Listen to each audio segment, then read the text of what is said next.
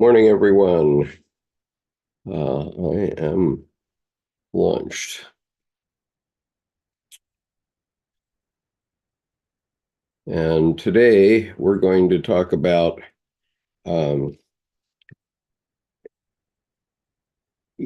Abraxas, Jung's Gnostic Demiurge in Liber Novus. And in order to do that, we need to understand. Thank you, Art. Happy Father's Day to you, too. Um, and and so, the whole Gnostic thing of Jung has been a big bugaboo for maybe his whole life and possibly mine, or my whole Jungian life anyway. And so today we're going to talk about it. And I think I understand it, but let's read what Stephan Hoeller says. Now, Stephan Hoeller is a very well-known Jungian analyst. He lives out west of the United States. He is reputed to be a bishop or something of that sort in the Gnostic church, whatever that is. And so this is his perspective, and I look forward to sharing it with you. Let's see, where am I?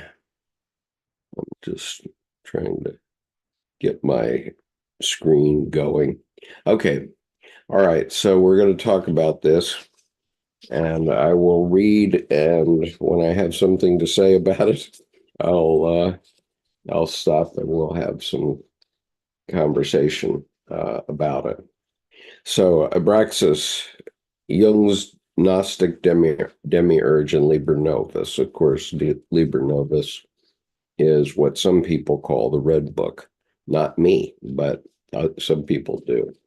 And it's by Stephan Hoeller. And let me put my computer glasses on. That'll be better. So C.G. Jung possessed an intense and sympathetic interest in the early alternative Christian tradition, now known as Gnosticism. Both in his published writings and in his private reminiscences, one finds frequent and insightful comments about Gnostic tradition, although during much of Jung's life, the subject of Gnosticism was virtually unknown to all but a few scholars of religion. One of the key documents bearing early testimony to Jung's vital Gnostic interest was his finely designed book, Septem Sermones et Mortuos, 7 Sermons to the Dead. Jung had the work privately printed in 1916 and over subsequent decades gave copies of it to a select number of friends and associates. With Jung's approval, H.G. Baines translated, and Jordan is joining us, so we'll give him a minute to come online. Good morning, Jordan. Good morning. Is it hot there in the mountains? It is. We've been hitting the low 90s. We're still only at 74 today, but we're scheduled to get some tougher weather later on. Do you have air conditioning there? I have windows that open. I open one high, one low, and just get some nice mountain breeze. Okay, that's the traditional Arabic solution to air conditioning. Yeah. And it works. It works. And sometimes put a wet sheet over a window and get some nice moisture. Happy Father's Day. Okay, thank you. Yes, I am that, and I have 10 grandchildren, 3 daughters and 10 grandchildren. So I've been busy celebrating with with all of them over the last few days. Let me just see if I have, let's see. Oh, yeah. Okay. I have a picture of my granddaughter, just which I will share briefly. This is our first granddaughter, and precious to us. I'm not going to say her name, but she is my eldest daughter's daughter. And the painting she's holding is the one I painted especially for her. I've now painted 12 of the 13 paintings that I need to have to give to my grandchildren and children. And I'm working on one for my eldest daughter, which will be delivered in December. I'm not very satisfied with the one that I'm looking at, that I'm working on right now. So I may have to do a couple more starts before I'm fully satisfied with what I've got. But anyway, one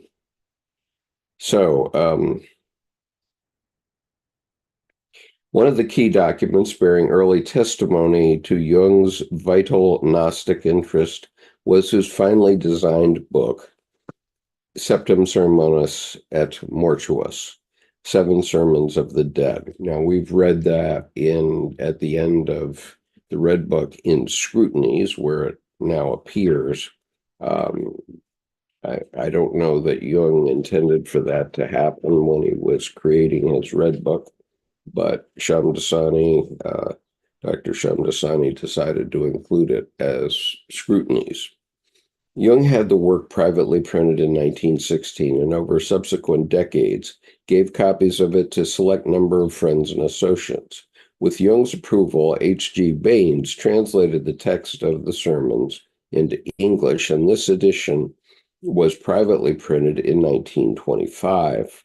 Again, Jung distributed the English edition only to persons whom he felt to be properly prepared for its message. What remained generally unknown was that around 1917, Jung also transcribed a much expanded version of the 7 Septem Sermones into the third and final portion of his draft manuscript of Liber Novus, the section titled Scrutinies. Okay, this I didn't know. So Jung himself transcribed it into the Red Book. There the sermons appear as the summary revelation of Liber Novus. Jung never publicly revealed the existence of this longer form of the sermons, and until the publication in 2009 of the Red Book, Liber Novus, this version of the sermons remained entirely inaccessible. Those who were fortunate enough to become acquainted with the Septem Sermones ad Mortuos usually found it intriguing, but they were often somewhat puzzled by its contents. Authorship of the book was attributed not to Jung, but to a historical Gnostic teacher named Basilides, and its place of composition was stated to be Alexandria, the city where East and West meet. Over ensuing years, those who had read the book sometimes referred to it as Jung's Gnostic revelation. But of course, during Jung's life, few people knew much about Gnosticism, nor did they understand what really made this little book Gnostic. Nonetheless, following the publication of Liber Novus, it has become evident that the sermons were indeed the revelation of C.G. Jung's Gnostic myth. The sermons might even be seen as the heart of his new book, the Red Book, Liber Novus. Since Jung's death in 1961, a great deal more information regarding Gnosticism has become available, and it has become a subject of wide popular and academic interest. A major impetus to this awakened attention was the publication in 1977 of the Nag Hammadi Library of Gnostic Scriptures, the most extensive collection of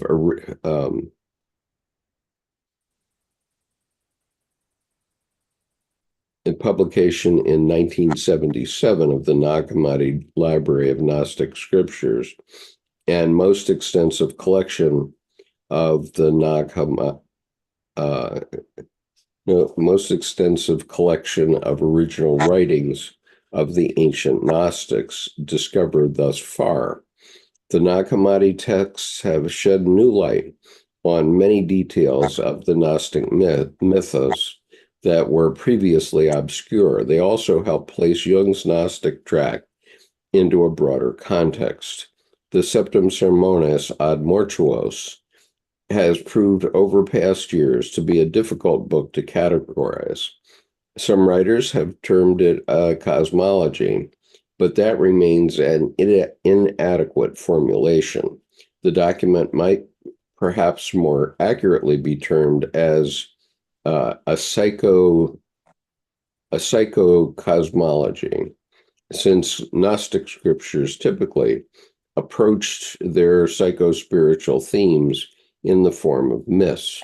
One might propose that the Septem Sermones exemplify the contemporary formulation of a Gnostic myth.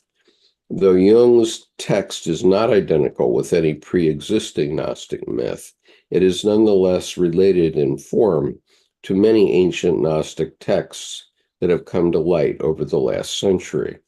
The Gnostic themes in the Septem Sermones are further amplified by another document created by Jung during the period in which he recorded the sermons. In early 1916, Jung constructed a detailed and artistically impressive image, or mandala, that diagrammatically represented many of the elements discussed subsequently in the sermons. He titled it Systema Munditosus, the system of the entire world. Jung did not include this image among the many illustrations within his Red Book, but much later in life he did, however, allow it to be published. It appeared in a 1955 issue of the German periodical Du that was dedicated to the Eranos conferences. Jung did not, however, ever allow his name to be given explicitly as the image's creator. The illustration was subsequently included as a full plate in C.G. Jung's Word and Image, the System Munditosus. Munditosus is now reproduced beautifully in the Red Book, Liber Novus, where it appears in Appendix A. The amplified text of the sermons present present in Liber Novus and the diagram of Systema Munditosus together provide a foundation for the following discussion. Statements substantiating Jung's affinity with Gnostic tradition run throughout his published writings. Jung held the view that during much of the history of Western culture, the reality of the psyche and its role in the transformation of the human being that had received scant recognition. In contrast, the Gnostics of old and their late covert progeny, which in Jung's view included the alchemists and other alternative spiritual movements, affirmed the revelatory importance of the psyche. Jung plainly stated, for the Gnostics, and this is their real secret, the psyche existed as a source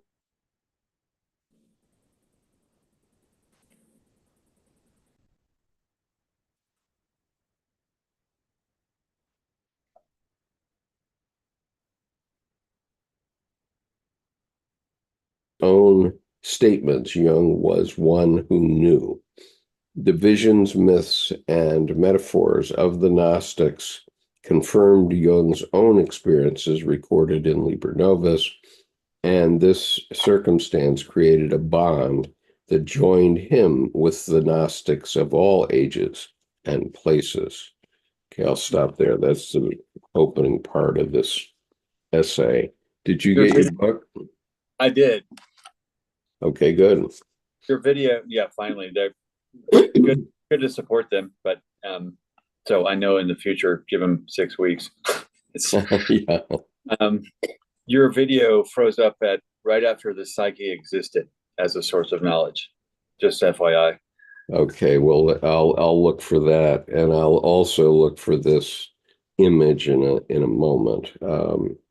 Okay, so I'll read that half paragraph, which was at the end. Affirmed the revelatory importance of the psyche. Jung plainly stated, quote, "For the Gnostics, and this is their real secret, the psyche existed as a source of knowledge." In response to the recurrent question of whether or not Jung was a Gnostic, one must reply, quote, "Certainly he was, for Gnostic means knower, and by his own statements, Jung was one who knew. The visions, myths, and metaphors of the Gnostics confirmed Jung's own experiences recorded in Liber Novus, and this circumstance created a bond that joined him with the Gnostics of all ages and places." Okay, go ahead, Jordan, while I look for this picture. Well, I was going to say that the whole the psyche as a place of knowing, it reminds me of the Queen of Cups in the tarot, where all the wisdom of the ages resides within, which is why over millennia we similarly express the same concepts but differently based on our technology and our understanding as we go along.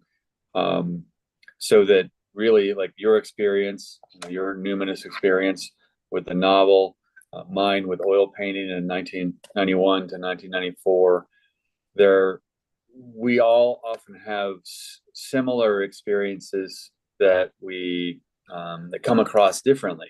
Mm-hmm. So we each have our own signature brand of how do we express the psyche? And I would say then even more simply, just how are we? Because if I look at, say, a sapphire and I ask it, do you know of yourself? If it could speak English, it would just roll its eyes and laugh at me and continue to live as a sapphire. And it doesn't need to have the words. So I think what's interesting here with the knowing, that whole Queen of Cups, all the wisdom of the ages resides within, is something that gives everybody the personal authority to express their experiences their way. Okay, so this is the System Munditosus. I'm going to come back to it to share while we're reading about it, but just to give you an early sense of it, and then we'll come back to it after I've had some chance to discuss what we've read already. So that's it. That's the system. And so what I want to say is that this is all wrapped up with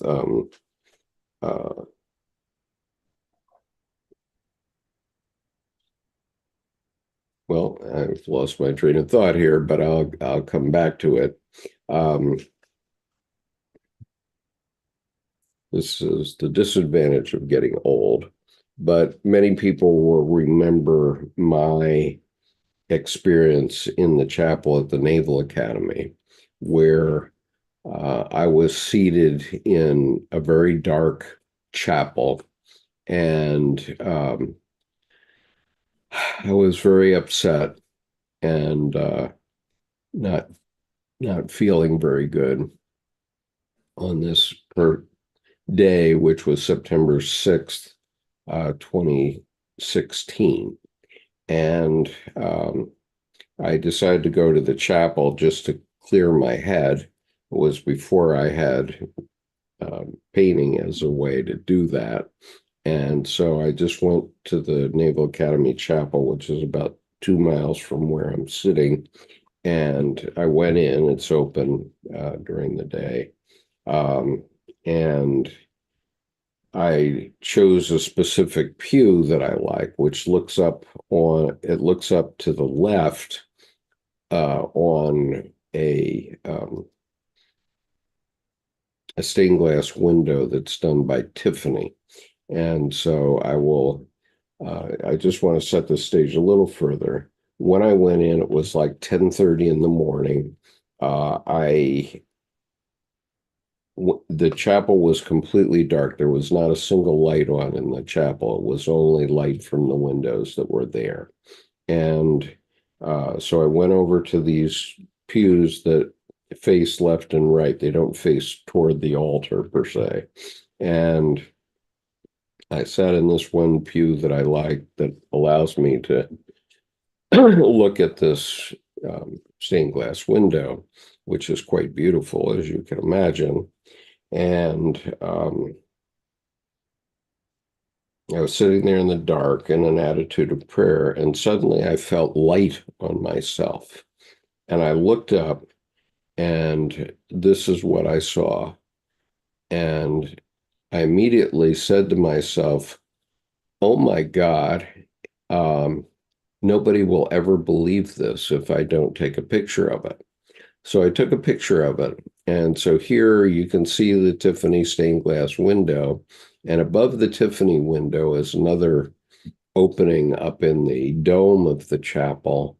And light was streaming into the chapel, but it was only on me, only on me. And so I'll give you a sense of what that was like. I then turned the camera around, or the image around, so that I could get me, and you can see how dark it is, but how bright it is around me. And to this day, it's truly uncanny. You could not have planned this, because this chapel has 2,000 seats in pews, and these windows behind me are also stained glass windows. And some people have asked me what this on my right is, and some have speculated that it must be a gargoyle or something horrible. And that's actually not true. It is the seal of the U.S. Naval Academy. But because it was so dark that day, it shows up the way it shows up. Well, it looks like, Cerberus, black hellhound dog, guard dog that's growling and has his mouth gaping open. And in a sense, it's not a negative. There's your guardian ally of this monster. And I laugh, though, that Cerberus comes from the Indo-European Kerber or Kerberi, which literally means spotted. So Hades, Lord of the Underworld, literally named his dog Spot. So who says linguistics and translation is no fun? Right. Well, it obviously was a synchronicity, and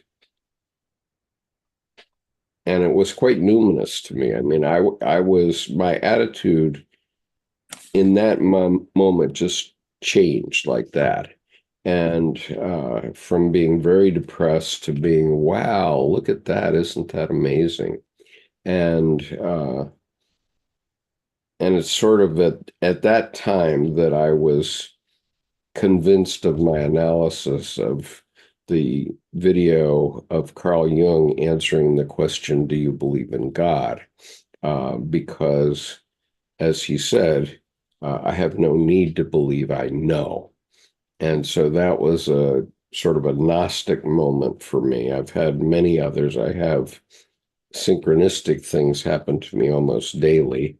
And now, because I've been studying Jung so long, I recognize them very readily. But not everybody does, and it won't be the same for you. But when that happened to me, I thought of all the scenes in movies where the the Saint Joan or some saint has God talking to them, and very often there's a stream of light down upon them with the striations of the stream of light as appeared in that photograph. So well, I let Jordan respond. I just want to look at. It's interesting. I just thought about that picture with all the, the rays coming down and then the oculus light up at top. It's like all the little muscles in the neck, and then you have the psyche at the oculus. So it's interesting. I hadn't thought about that, but energetically, it's almost a Gray's Anatomy structural diagram, a Da Vinci dissection of the human neck and the head. Right. And so hello to Susan McDonald Timms, who is coming to us from Melbourne, Australia. It's terrific how our sessions are now getting people coming from at least 4 continents. We have been starting to have Australia regularly. We have Europe regularly, and we have South America and North America regularly.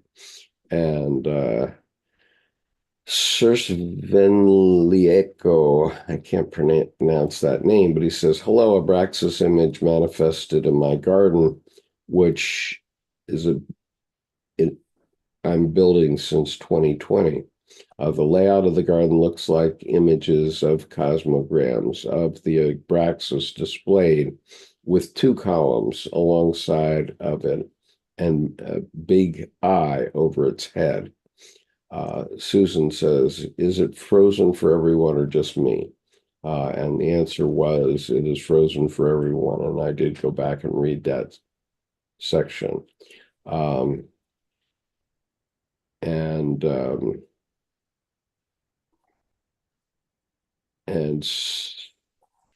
Sven Miljeko says, what does it mean? I feel possessed like the Abraxas is drawing himself. My ego is humbled by the experience. And what I would say is that what it means is that you are having a numinous experience, what Jung calls a numinous experience, and you're being basically introduced to what Jung is talking about in Gnosticism, which is you no longer have to answer the question, do you believe in God? Because you know, and you say your ego is humbled by the experience. Yeah, that's the intent of it. Once it happens to you, you never go back.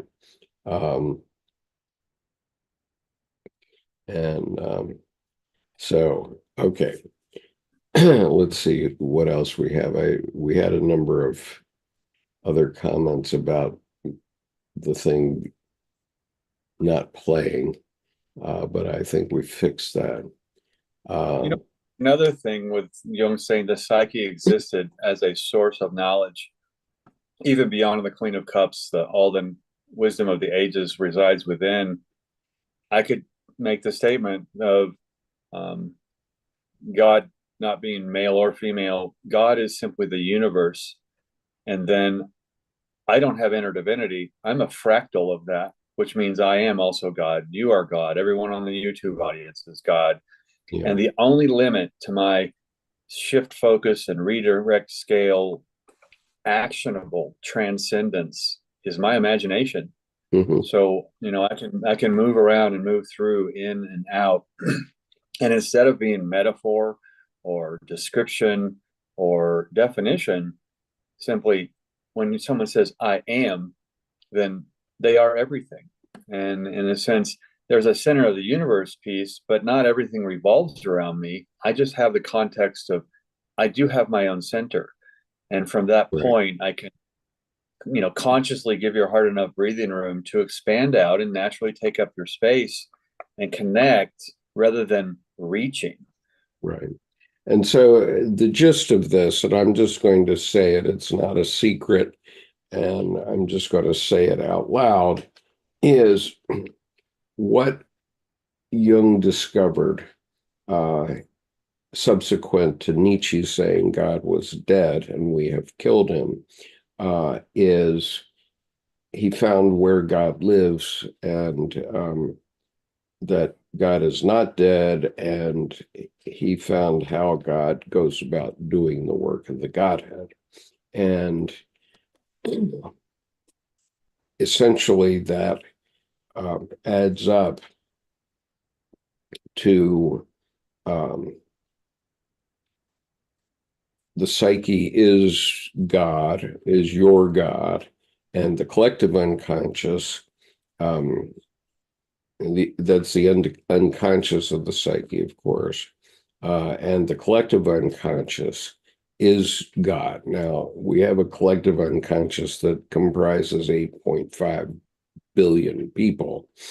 And so it's ebbing and flowing, just like our psyche is ebbing and flowing. And we have certain elements in our brains that flow back and forth, and they give us images. We can imagine images, all those things, but none of those are projected on the wall of your skull inside. Those are things that you just know you see. Okay. And so I'm blessed because I've always seen a lot in my unconscious. I'm introverted, and I'm perfectly happy introverting. In other words, just allowing my unconscious to flow.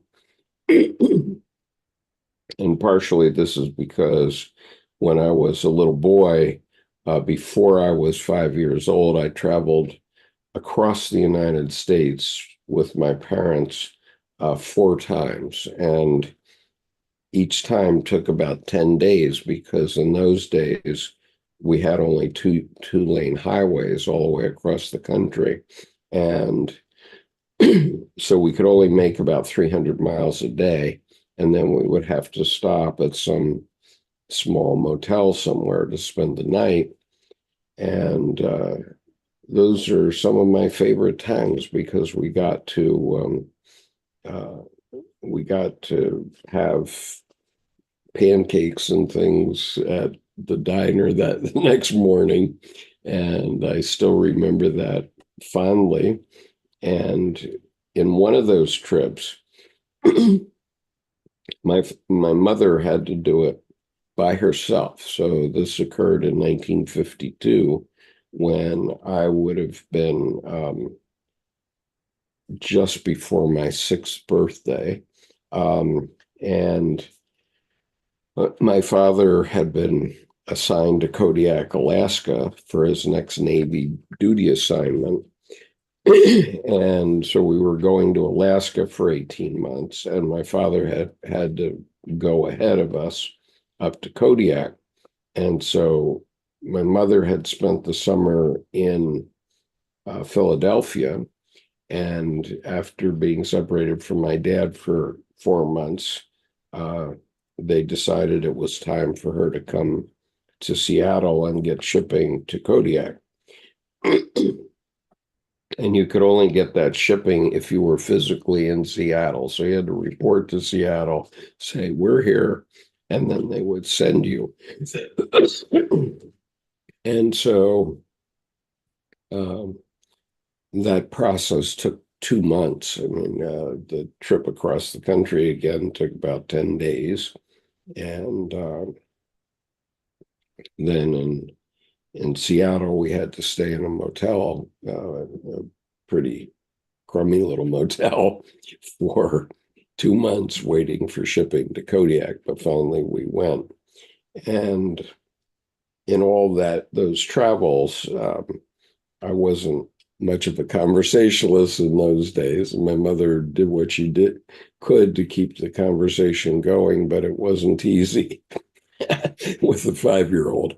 And I had my brother who was 3 and my sister who was not yet 1 year old when we were doing that travel. And several numerous things happened on that trip. One of which is that I remember looking up at my mother and thinking, although I only understood this when I was in my 50s, but thinking, wow, I'm in the car with a goddess. And now Jung would understand that entirely, that goddess, my mother, was obviously my anima at that time. And I saw how beautiful she was. She was only 25 years old. And it was really terrific. I'm going to have to take a call. So could you carry on for a minute? It's Mhm. Father's Day. Yeah, so going back to the psyche existed as a source of knowledge, I think it's just a direct statement of when you have an intuition. To me, if you can put words on it, it's probably not an intuition, but wishful thinking. But if you can let the intuition just reside in your gut and utilize that as fuel in your gas tank, then your actions will have that as the driver. And in that sense, you can have heartfelt actions. And if you don't feel it in your gut, personally, if I don't feel it in my gut, it doesn't get up here to be discerned or determined or decided on anything, because there's a currency of value, and checking things off in actionable completions like a grocery list to me doesn't do much of a darn thing. And I think in that sense, the wisdom of the ages residing within. When you have a powerful gut feeling, I find instead of trying to express it or explain it or where you are in personal growth, I always say to make all that stuff walk the plank and just let it inhabit and experience it. And I think in that sense, your own personal power is not muted. You're receiving, and everybody can give. That's really easy. Receiving requires you have your own back and you're safe, so that you can just simply have the gratitude of a thank you, and that's yours. That's your octane, your personal fuel.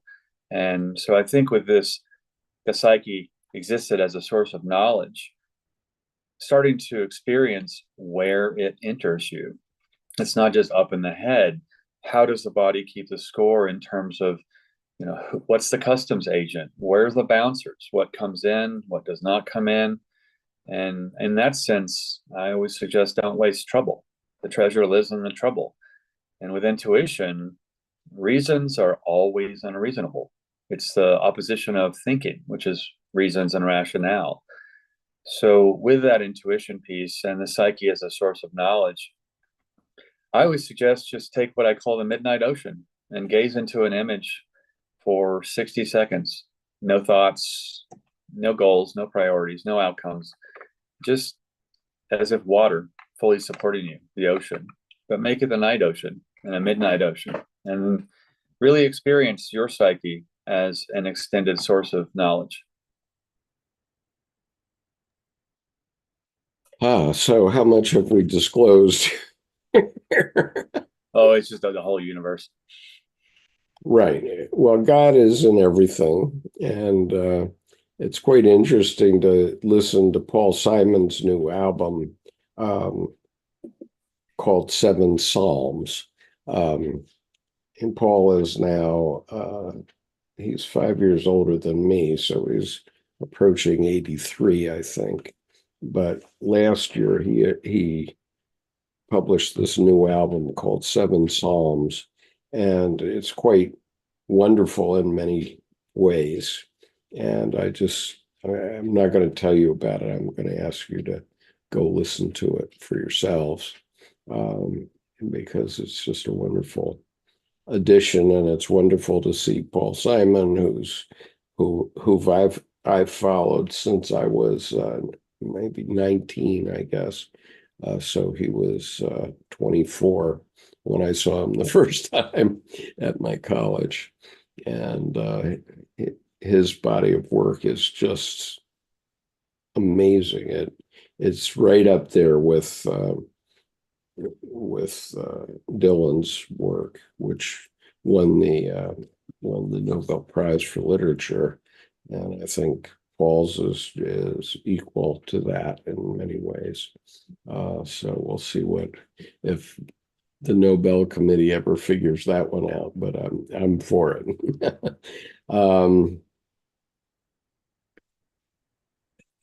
Let's see.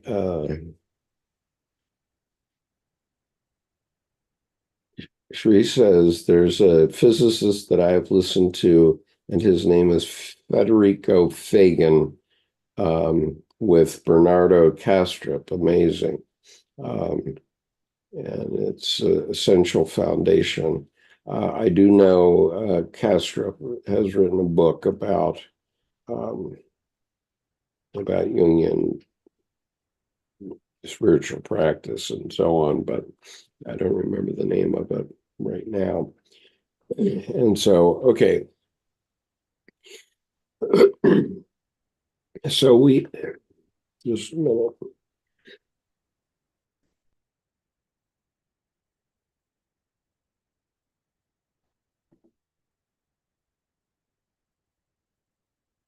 Sorry. So we've established anyway that God is in the psyche, okay? And it's in the psyche of everything. In other words, if you listen to the Paul Simon album, you'll understand the very first song, what God is. And basically everything in the universe can be found in a drop of water, is essentially what Paul Simon's song doesn't say that explicitly, but that's the gist of it.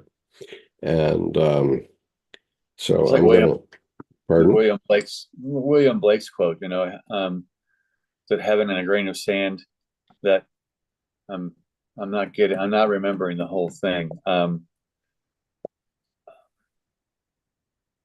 Something like the universe in a grain of sand or something. Yeah. Right. And so, if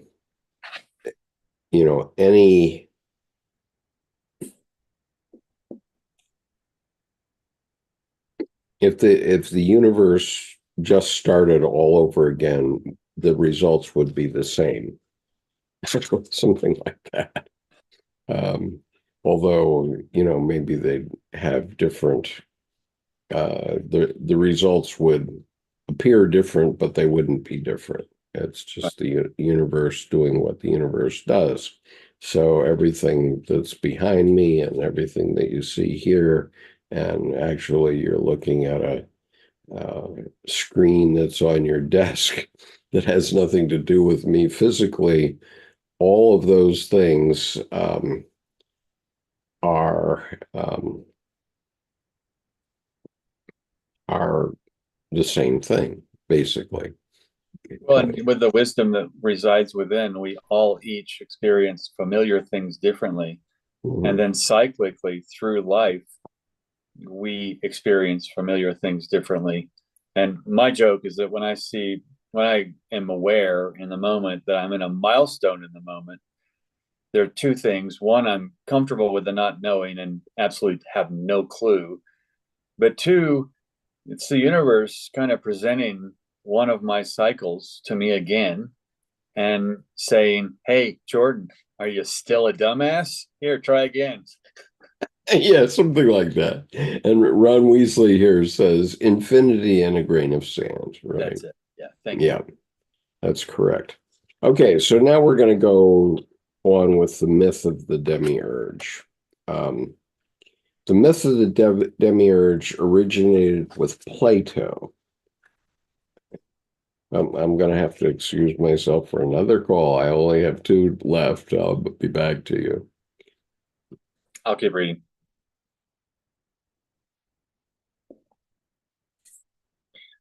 The myth of the Demiurge originated with Plato. In his Timaeus, Plato postulated the existence of a creator deity, or Demiurge, who fashioned the material universe. The term Demiurge is derived from the Greek word meaning craftsman. Although a craftsman and a fashioner, it must be understood that the Demiurge was not identical with the monotheistic creator figure. The Demiurge and the material from which the Demiurge fashioned the universe were both secondary consequences of another primary factor.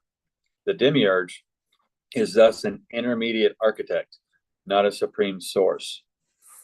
In ancient times, Plato was regarded as the paragon of all wisdom, and his model of a demiurge, the cosmic fashioner, was further elaborated and adapted within many subsequent schools of thought, including the myths of the Gnostics.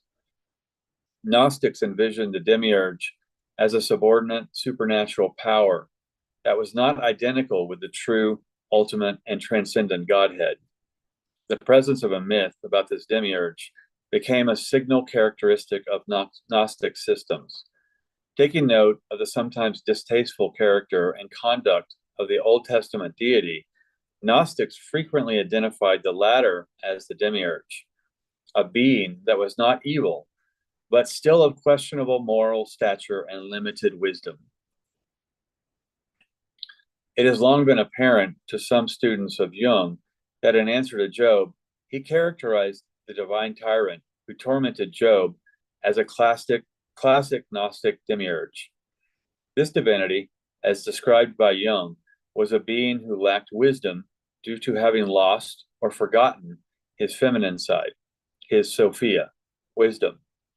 Notwithstanding this and other evidence, some readers of Jung previously argued that his myths in the Septem Sermones, 7 sermons, did not include the controversial Gnostic figure of the demiurge, and therefore it should not be properly called Gnostic. Publication of the Red Book, Liber Novus, now makes it abundantly clear that the demiurge is present in Jung's myth.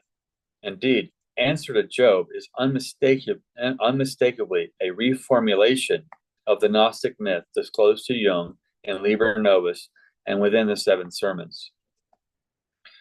Prior to the availability of the expanded version of the sermons found in Liber Novus, the figure of Abraxas, as portrayed in the published 1916 edition of the sermons, remained ambiguous. In my book, The Gnostic Jung and the 7 Sermons of the Dead, first published in 1982, I offered an initial commentary on the focus of Abraxas in Jung's myth. With the long sequestered text of Liber Novus finally available, I now wish to amend and expand these prior comments composed nearly 4 decades ago.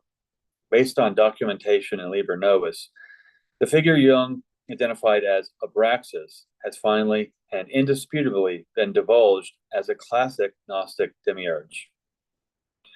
The mysterious being called Abraxas first appears in the 7 sermons in the latter part of the 2nd sermon. Passages describing him continue throughout the 3rd sermon and into the 4th sermon. Initially, he is characterized as a god about whom you can know nothing because men have forgotten him. This statement can certainly be taken to apply to an intermediate deity, as is ubiquitous in a large number of Gnostic scriptures. For some 2,000 years, Western and Middle Eastern cultures have been dominated by the monotheistic God image, familiar to us today. Prior to the first several centuries of the current era, however, many Mediterranean cultures accommodated religions of a pluralistic nature, wherein the image of an ultimate impersonal divine reality coexisted with a number of lesser or intermediate deities. In such ancient pluralistic systems, the image of a materially powerful but morally and spiritually impaired demiurge often played an important role. Scholars now widely affirm that the incipient Christian religion harbored various alternative forms. Those movements in early Christianity that included a myth of the Demiurge are usually categorized collectively as Gnostic. While the name Abraxas does occur in a few ancient Gnostic texts, where he is usually identified as a great archon, no evidence exists that the Demiurge of classical Gnosticism was specifically called Abraxas. Jung's assignation of the ancient name Abraxas to the Demiurge was thus his own imaginative appropriation. Okay. I think it's important to say with the intermediate architect piece, not a supreme source of the Demiurge, and that is a craftsman. If I dissect the word architect into its classic Greek roots, it's arche and techne.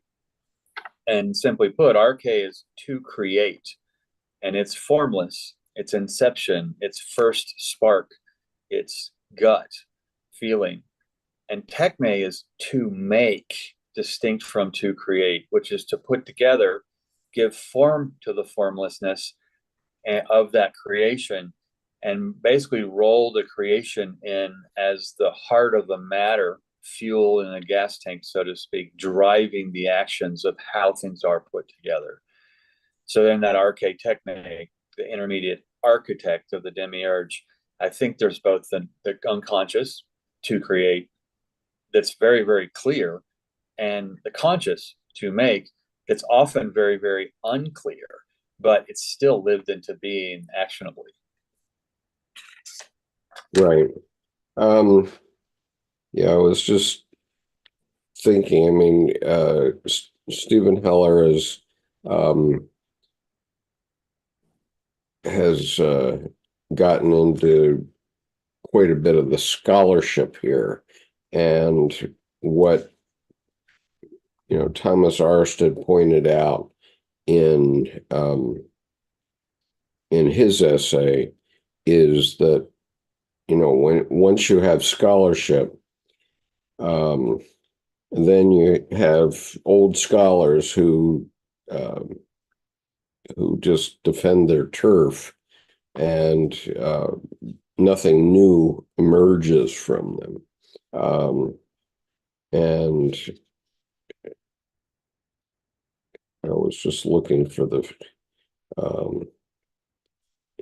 quote here, because it's really, let's see.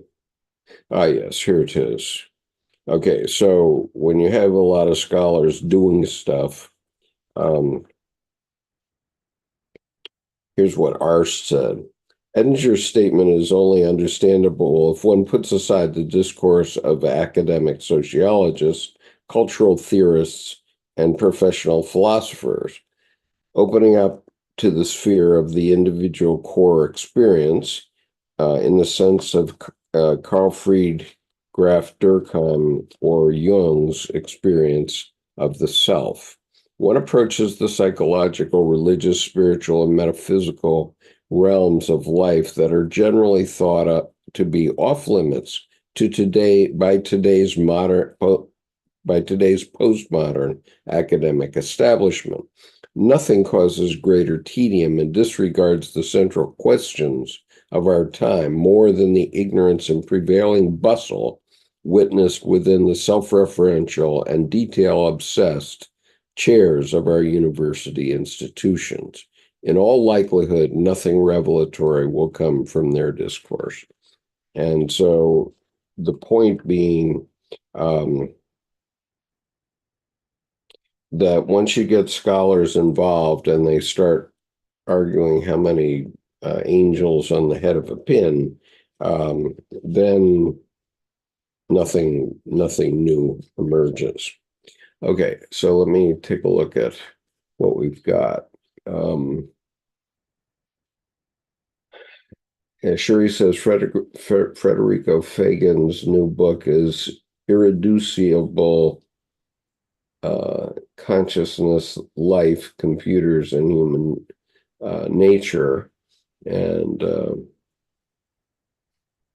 Dionysus gives us Plato's Demiurge, Yaldabaoth, Sabaoth, and Abraxas.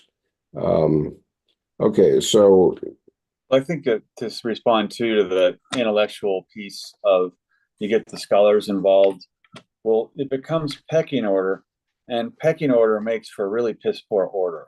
yeah, There's no chain of command of substance. Your life is on the line, and all you're doing is walking in blindly because you have your one fractal perspective as if you're right. And you can be your opinion, but even no matter how researched, it's not a courtroom, which, you know, the facts, basically a courtroom is legal system, not justice system. It's who can orchestrate the best dynamics in composing a fact structure to put forth the argument, not what actually happened. And yeah, so with the philosophy, we take any individual philosopher, and I find it's, you know, one terrified little girl or boy in a grown person's body yeah, trying to be right and prove their work instead of living something into being with right, experience. right. And I finally got grokked some time ago that philosophy is all rationalistic. It's Mm-hmm. not irrational at all. So every philosophy, whoever's philosophy you're reading, is their form of railroad tracks down a chaotic universe. And and so I see this drastically in education to give you a sense of what I'm talking about. In the last 40 years in education, they've sliced and diced every piece of information that a child should have in grades K through 12, let's say, and exactly when they should have it, by the week of a semester, etc. So it's all sliced and diced. Um, the only problem is they don't know any children. That, and I think that is a great point. And also, I would assign or pin the word wantrepreneur to philosophers versus entrepreneur.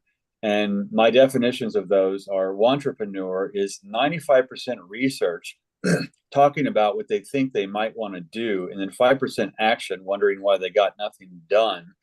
And then an entrepreneur, 5% research, 95% action, doing more research as necessary along the way as you go without explaining yourself at all. So, I mean, there's a whole difference, I think, of the kind of almost petty practice. And I'm not going to put down the compulsories of learning, the principles and such. But there's a point where you leave school, so to speak, or driver's ed. You can parallel park, you can navigate your car, and then you move on down the road instead of let me talk about all the things this car can do. I mean, it's like Right. that's not show and tell. It's live and learn. Well, I have one more that is destined to be memorable. So just to make the point, did I lose you for a moment? Just to make the point that of what we're talking about. One of the definitions of a consultant, Mm. um, and there are two definitions that I know that I've always liked. One of them, not the one that I love, but the first one is a consultant is someone who borrows your watch to tell you what time it is. Yeah, that's good. Okay, that's good. But the one that's on the point of my criticism of the education system is a consultant is one who knows 150 ways to make love, but doesn't know any girls. Nice. That's good. Yeah, there's the entrepreneur, you know. Right, You know, absolutely. well, Are, and that to me is interesting too, because that is someone, maybe they're allergic to boredom, which is good, mhm, but because they have none, they're biding their time, filling it with words instead of just settling down and experiencing, I mean, the best way to clear muddy water, leave it alone. Yeah. Just watch your snow globe settle. And instead of this and that and the other, well, they'll end up terrorizing themselves with the mind as to why it's not happening and more reasons. But it's ad infinitum, ad nauseum. So I have to say, I love that. You know, 1,000 ways to make love, but you don't know any girls. That's good. Yeah. And Art says, I had to get out of the church to find God in a men's group. Yeah, amen to that. You know, you have to understand that God is within you, and it's also in the collective. So, and they're also connecting in that group. There are multiple perspectives, dignities and difference, all interdependently connecting, listening, communicating, connecting. And I think then there's the power of life that's nourishing life. Whereas in church, you're typically, lying prostrate prostrate. Yeah, I always mess those up. To listening to some sermon where it's external. Whereas with a group, it's both internal and external at one and the same time. So good for you, because you get out there and live it into being with other people. right, and it being well, I'll show you another one of my paintings here, because I have a vision of America, and this is my vision, or this is a study that I did in the process of discovering my vision. But this is how it comes out in paint. And as you see, there are many creatures and features in this. I actually did this for my youngest grandchild.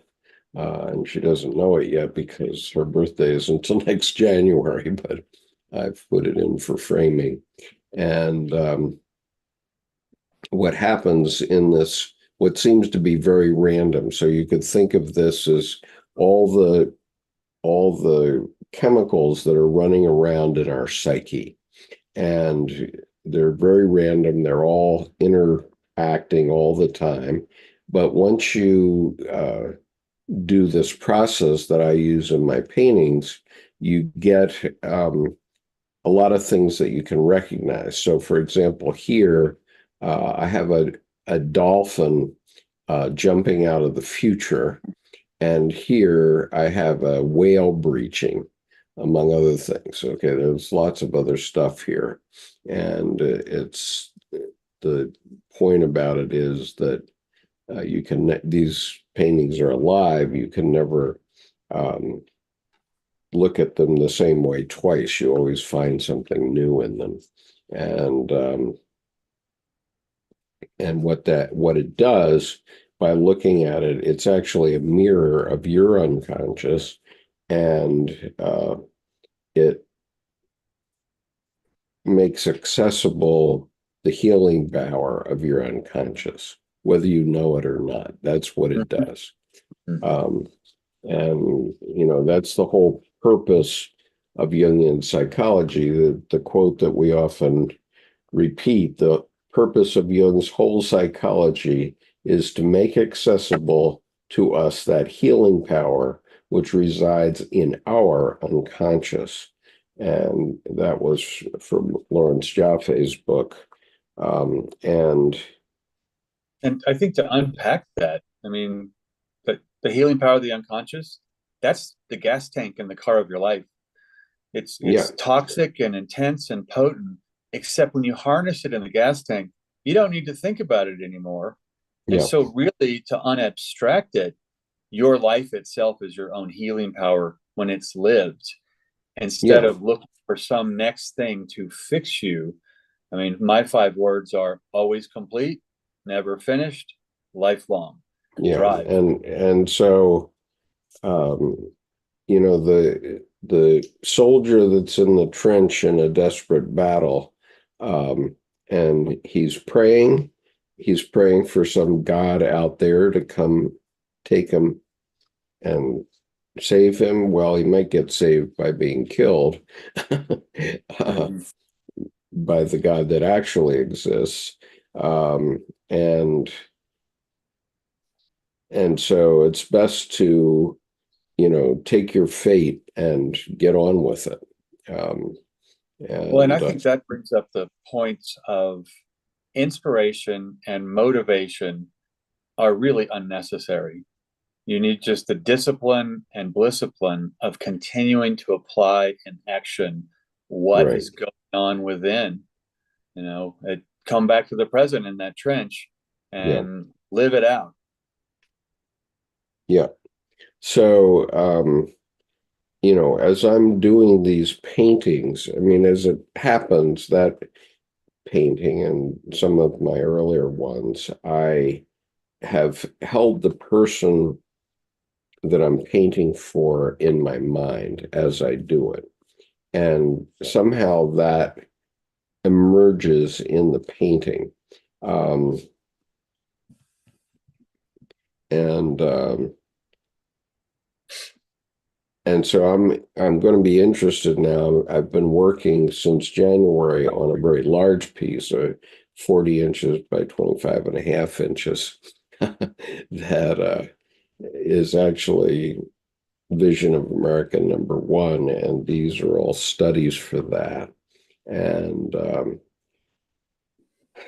so far, I'm really not happy with the result in the big one, but that might change. I was just talking to my youngest daughter, who I sent one of the paintings to, and it's a it's a favorite one, and she hadn't commented on the painting, and so I wanted to.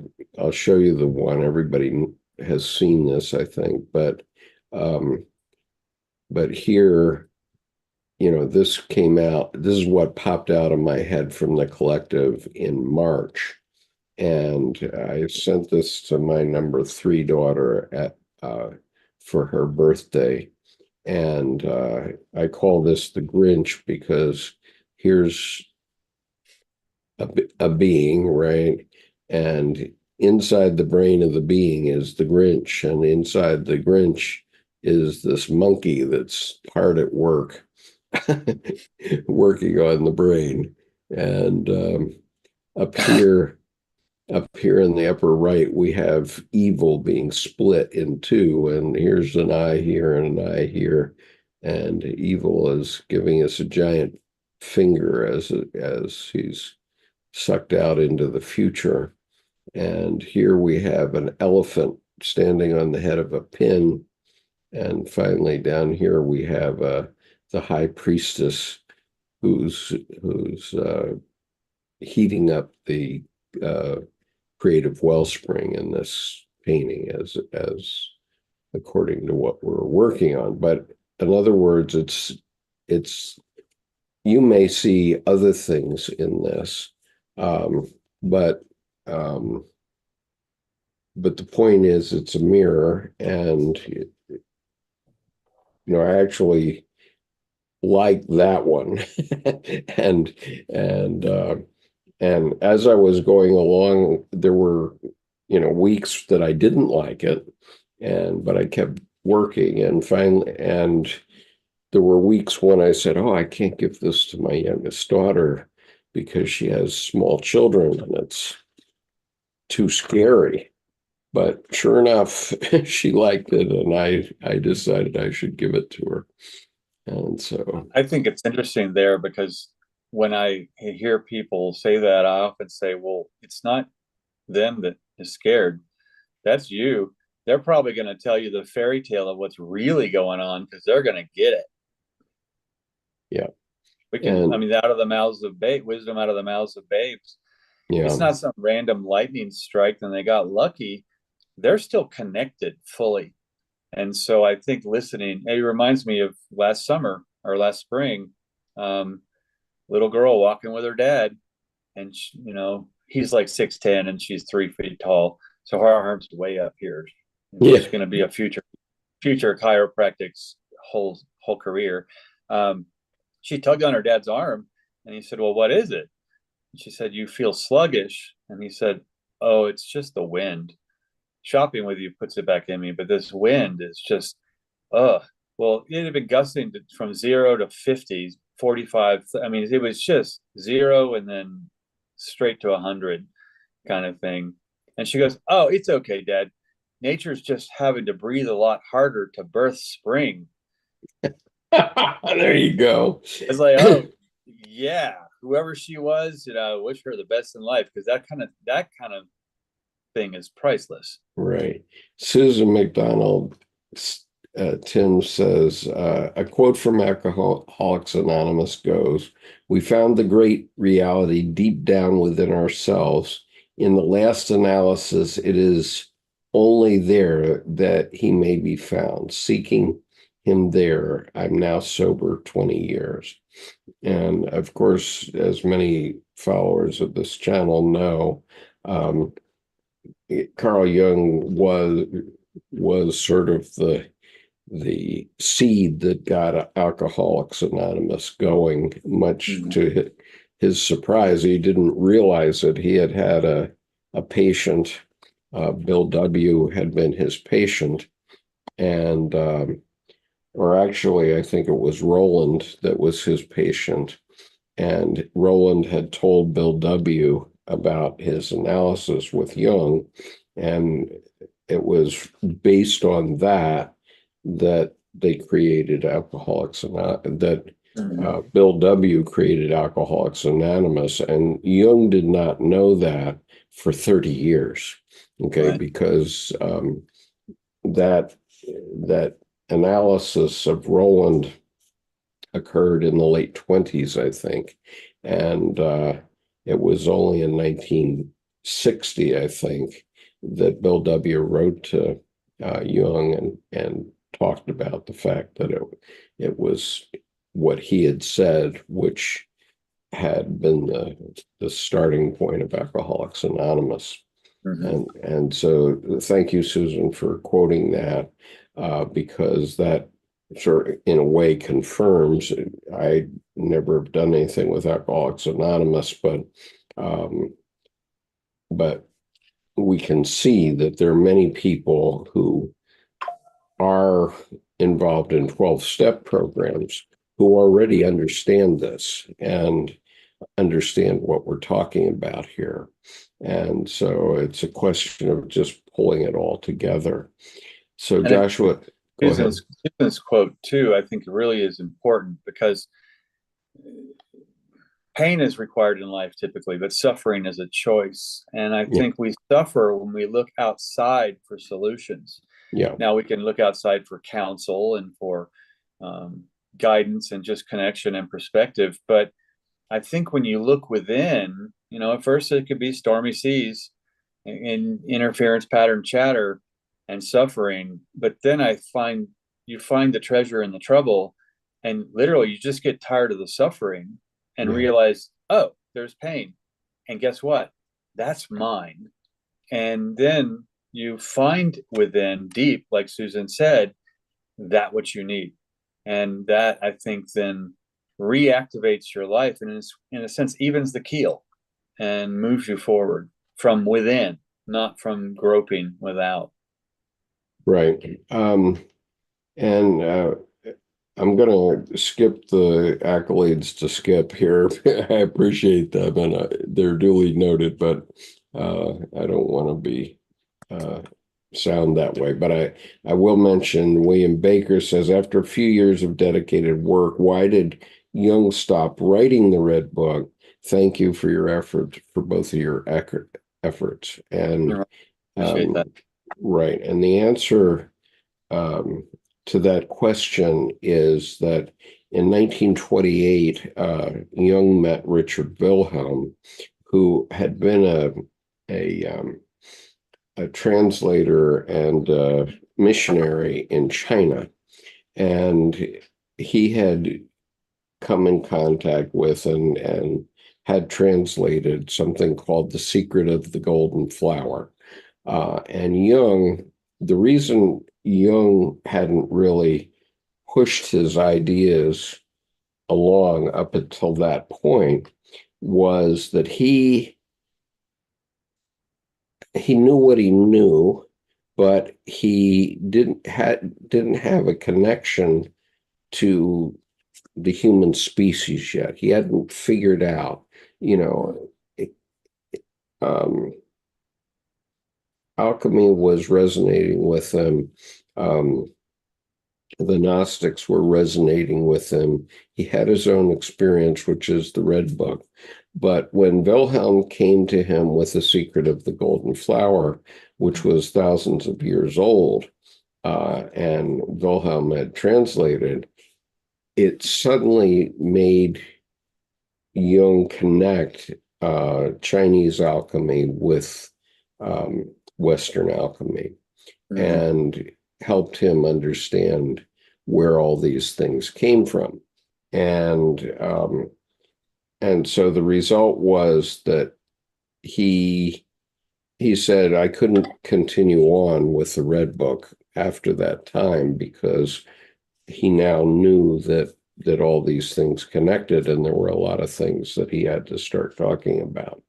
And so corroborate an example of that is the ancient Egyptians' fascination with the scarab beetle, and otherwise known as the dung beetle. And beyond it, pushing the dung ball backwards, basically recycling nature. If you look down from the top on a dung beetle or a scarab, you get the cross line between head and the body, abdomen, and then you get the center line from that point to the back. It looks like the top of the human skull with the coronal side-to-side suture and the sagittal front-to-back suture. And the metaphor is when the wing casings click open and the wings emerge, it's a metaphor for the flight of the higher mind, which is that golden flower. Yeah, that's good to know. So I need a bio break, so I'll come back. Could you read Abraxas and the Demiurge? Sure. Yeah. Abraxas and the Demiurge. So, was Abraxas the Demiurge in Jung's myth? Jung's Black Book Journal entry dated January 16, 1916, and reproduced as Appendix C in Liber Novus, removes all question about this issue. Abraxas was the Demiurge in Jung's myth. As Dr. Lance Green has previously noted, this journal entry, written around the same time Jung sketched the Systems Monditotius, and about 2 weeks before he scribed his initial journal version of the Seven Sermons, records the following words spoken to Jung by the soul, who assured the voice of the Gnostic Sophia. Her address to Jung is inarguably a rendition of the primal Gnostic myth of the Demiurge, here named Abraxas. You should worship only one God. The other gods are unimportant. Abraxas is to be feared. Therefore, it was a deliverance when he separated himself from me. Note that the separation of the Demiurge from Sophia, when he separated himself from me, in quotes, is a key element in the classic Gnostic myth of Sophia and the Demiurge. She then exhorts, you do not need to seek him. He will find you, just like Eros. He is the god of the cosmos, extremely powerful and fearful.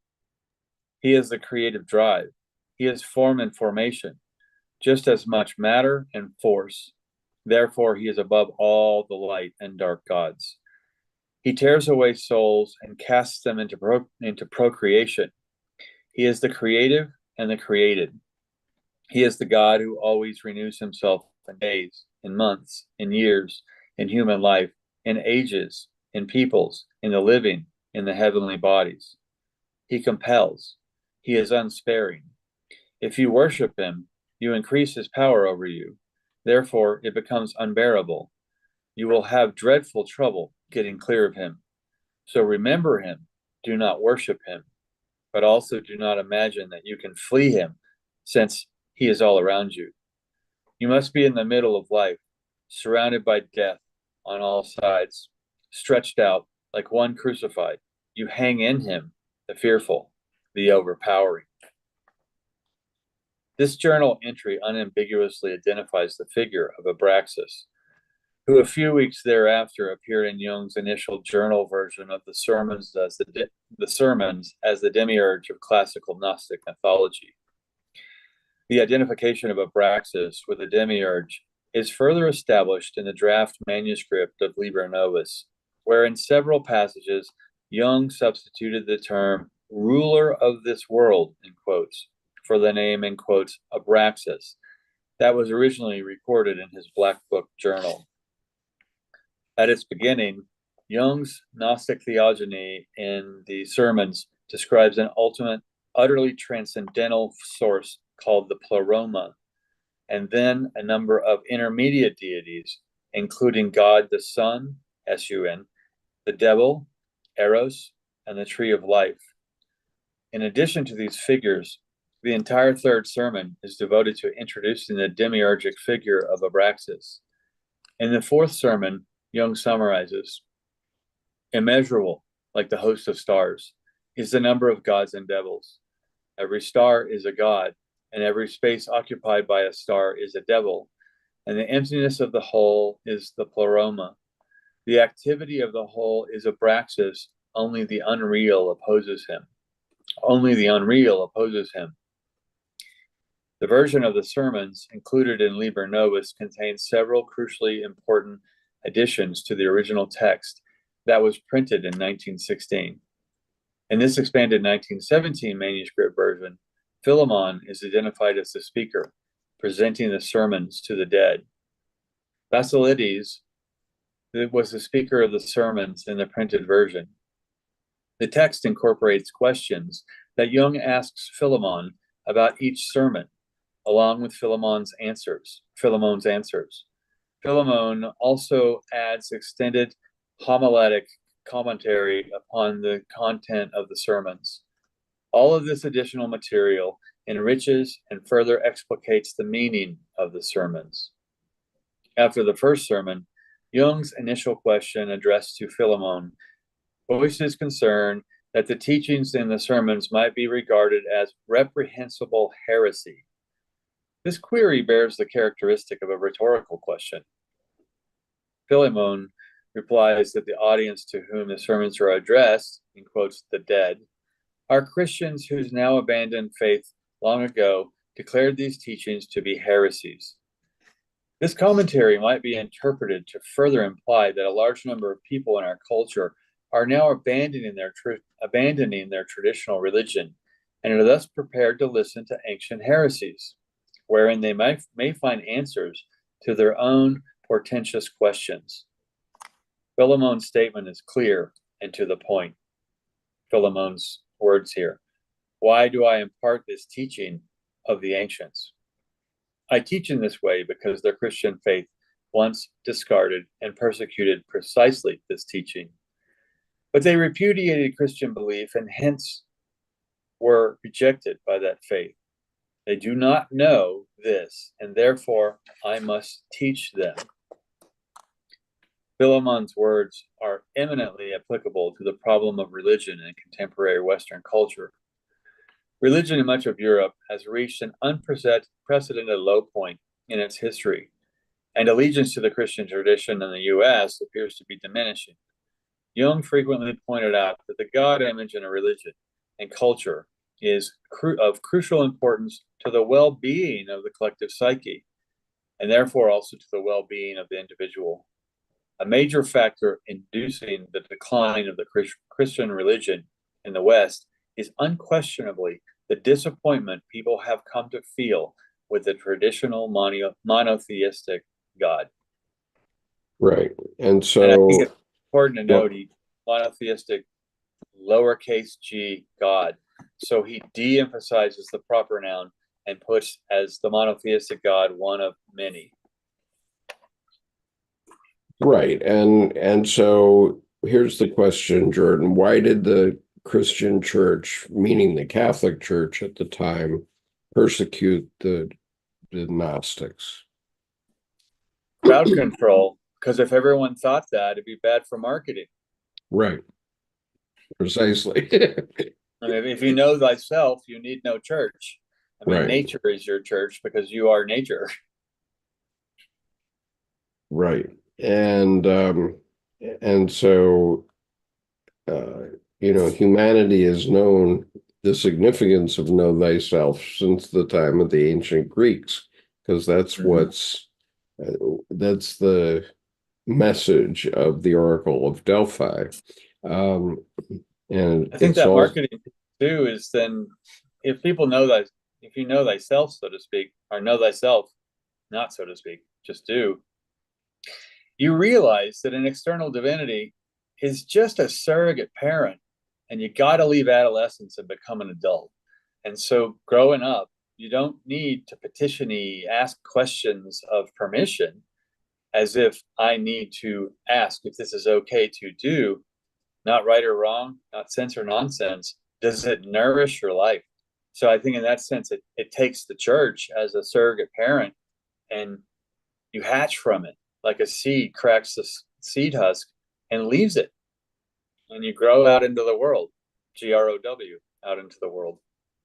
right. And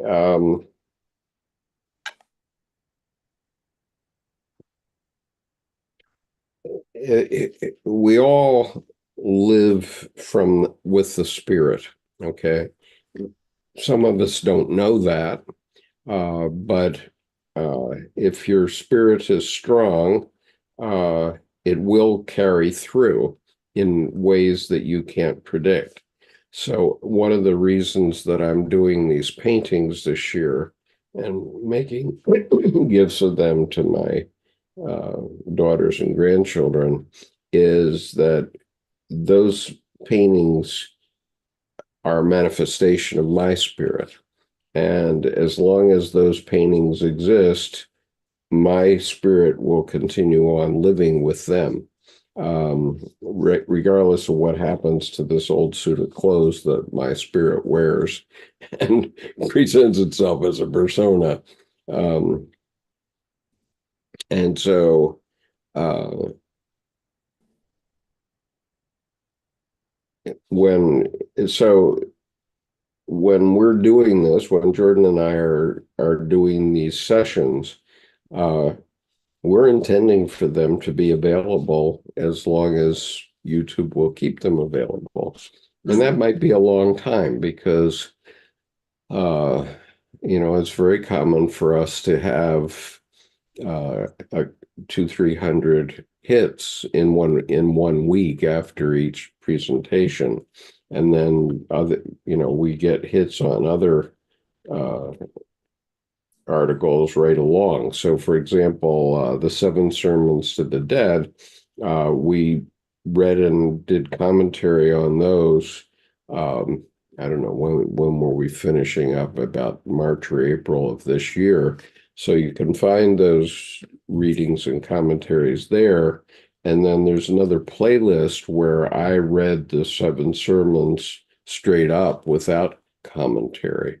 So if you're wondering what this is, they're right available here on this YouTube channel. I'm sure many people have found them that way.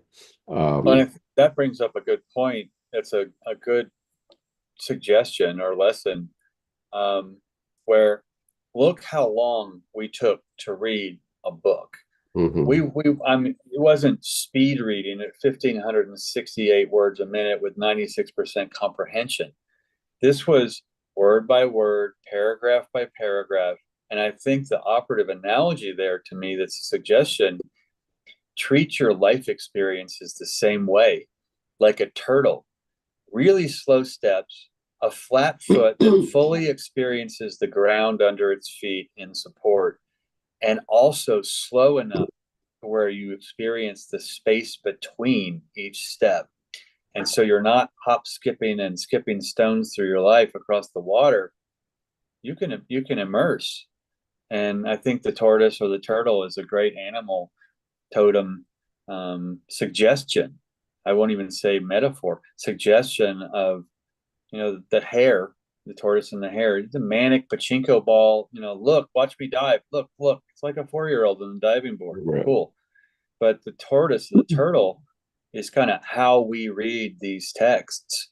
And then with discussion and then wonderful commentary from the people who are listening on YouTube, there's a dynamism there that is experiential. And I find the takeaway, sometimes I forget anything we said, but all day long, I kind of have some tingles as to there was value in what happened today. Some comment someone made that I never would have thought of. And in that sense, we have that turtle experiencing each step, the way we read these texts. And rather than a discipline of the ritual, to me, it becomes blisscipline. This is good stuff, just at this pace, going slower to go faster. Right. And there was a question up here by Cherie, what happened to the Washingtonians before AA from American history? And Susan McDonald Timms said, the Washingtonians became involved in outside issues and politics and lost their original purpose. Bill W. Of AA took note of this when writing AA's traditions to warn us to not do that. And Cherie says, many in politics became involved. And she mentions a book called A New Pair of Glasses. Chuck Chamberlain, he was the father of which actor? Okay, well, that's sort of off the topic, but the point is that, and why have I done this YouTube channel since 2016? Okay, well, I have a interest in politics, like many of us in the U.S., I suppose. But I found that I was getting nowhere with writing essays. I published a book called Political Psychology, New Ideas for Activists. That was one of my books that I published in 2014. And I never got any comment from it. And people just don't seem to care. And I had written another book about the Middle East back in 2007 called Tsunami of Blood, which was basically predicting what we're seeing now. And I find that it was a perfect prophecy and full of good questions. But people don't get it that way. People have to make their own decisions and open their own psyches. And so if you have somebody who's haranguing you, as some of our politicians are given to do, they're not going to convince you of anything. Okay, it has to come from your soul, from you living your life. And so my strategy has always been to, make accessible the healing power of the unconscious, and that healing power will fix itself. Okay. And basically that's what's happened with America, places like America, Australia, places where people went newly and started over again and had to accept very different conditions from what were existing in Europe. And so what we see is that our society in America has gradually digested every new group that came into the country. And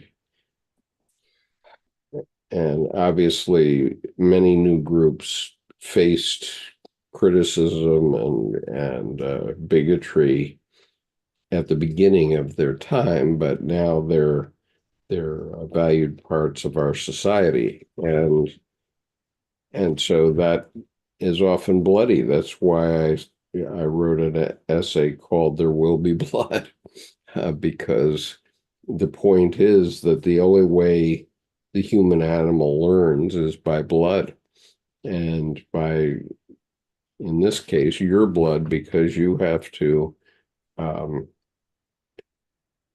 access your own unconscious and find out what's right for you. And I have great confidence in the collective. I don't have great confidence in people who want to be a leader with followers. I Mhm. want I want people to make their own decisions and be where they want to. And fortunately, we have 15 to 25 people on here live every week who want to be here, who know what they're Well, getting. and you're reminding me of one of my favorite client stories. He was 79 at the time. This is back in 2002, and he had escaped a Russian prison camp in World War II in one of the most creative ways. And I won't go into that story. Mhm. But we had a meeting. There were maybe 9 people in the room, and one person chimes in, and immediately I realized they're either embellishing, covering, or outright lying. And so I'm going to listen thoroughly. And afterwards, how do I bring this in? Not to accuse them, but to, peel that off. And what is really what they're trying to say? So there's no punitive piece. But he didn't even wait. He put both hands up and he said, "You stop now. I do not believe you." and and the other person was terrified. You see the whole litigious, oh my God, here comes the court. He goes, "No court, what you actually say." And he's old Hungarian, so his English was a little broken, but it's very clear. And the person went, "May I start again? Please do." And then he went through, and out came the real thing that was what we all needed to work with. And all he did was say, "Thank you." And we proceeded. But what's interesting is that fear that caused someone to go over the top nervously and embellish, cover, or even outright lie was actually irrelevant to the content of what we were doing. It was making something look more complex than it needed to be. And I think that whole idea of, as these things come across, your own perspective from within, it's hard to lie with yourself. You can probably lie to yourself, but if you, Right. if you have the substance and you have the gut, and capital KNOW, know, that's the best gas in your gas tank to really actionably move forward with. And then there's currency of value. And more importantly, the things you complete are then generative rather than done like a grocery list. Right. I think we should leave it at There, yeah, that point, because there is an Indiana Fever game in 20 minutes, which I want to well, watch. you got your priorities straight. Yeah, I'm usually not a big sports fan, but a year and a half ago or so, one of our friends who is from Iowa uh, hooked us on Caitlin Clark. And we've been watching her emerge as a basketball player ever since. And she's just remarkable, amazing what she does. Uh, and it's a very exciting game. I find it much more exciting than the men's basketball game, actually. And She's a force. I mean, I'm usually not much into basketball, but with her, it's this is the art of life with her. I mean, she's a force. Yeah, she definitely is. And if you don't know what I'm talking about, Caitlin Clark, I suggest you look her up. But she she led the Iowa team to the WNBA finals twice.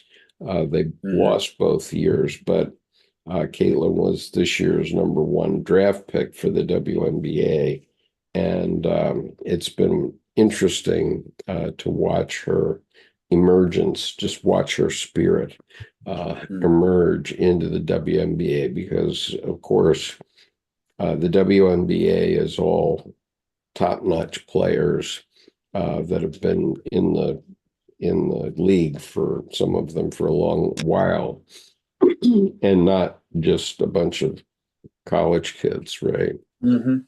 And so the girls that have been attacking her have been pulling a lot of stunts to try to break her will, and she's just not having it. Mhm. And She reminds me that any press is good press. Thanks for the attention. You're just making me right, up my game, and you're going to make right, you look right. worse. And so they lost something like 9 games in a row, and suddenly their record is 4-10. They've won four now and lost 10 out of a season of 40 games, I believe. And so it's just interesting to watch her develop from the point at the beginning of the season where the big girls were sort of ganging up on her, trying to break her spirit, and she just paid attention to what they were doing, and Yeah, since right. since she got their number, they've won 4 games out of 5. And Well, so, she reminds me a little bit of Bruce Lee. He goes, never mind the attack. Thank them for the attack, because now all you have to do is decide how to intercept. right. And so fortunately, since it is women's NBA, there are also excellent people on the team. Um, they may not be first round draft picks, but they're excellent players. Right. And so she has watched what the big girls, the older girls have done to her, and now she's adjusting her game around that. And oh boy, it's going to be an interesting season. I mean, Yeah. they might not get in the playoffs, but I'll tell you what, um, the reason she got drafted by the Indiana Fever was that they were in the bottom. They were the last team, I think, last year, something like that, and they're going to be a force to deal with in the future. Mhm. And it's just interesting to watch the progression. So anyway, uh, so I want to release our audience and thank you for being here. I hope you enjoyed our discourse today. And so next week, um, this will be the second half of the Stephen Heller uh, article, which is called Prophecy of a New Age and a New God Image and a New God Image. And so we all have to work with what our God image is. And, one of the reasons the churches have lost traction is, um, you know, rational people who were educated are all saying, well, there's no God up there. There's no devil down here in the basement. So they kind of have lost interest in what the church is saying. But if you understand what the church, all religions are saying from a psychological perspective, then you see they're all saying the same thing. Well, And with that, if I repen as above, so below to make it more accessible, as above is my spirit within, and so below is my unconscious soul within. mhm, And instead of some outside as above, so below, and I'm standing here on the ground, tiny little speck, the infinity inside can be honored to connect more fully with the infinity outside. Mm-hmm. Absolutely. So thank you for being here this week again, Jordan. As always, I very much appreciate it. Thank you. And so have a great Father's Day, and make sure that you fet your father. And if you're from a broken home, you know, fet the man that's serving as father in your family. Okay, goes that. And I'll extend out to people like me whose father is passed, whose dad is passed. May your memories be blessings. Yeah, absolutely. Because we're all symbols of the hopes and fears of all of our ancestors. That's what we are. And uh, I looked back. I started to rehabilitate my grandfathers about a decade ago or so. I had not been very happy with either one of them, and now I have revivified them in a positive light. And all of our ancestors going all the way back had hopes and fears, and we are the symbols of those hopes and fears. And so and if you my father used to joke that everybody in the Western world is descended from Alexander the Great. Well, that may be true or not, who knows, but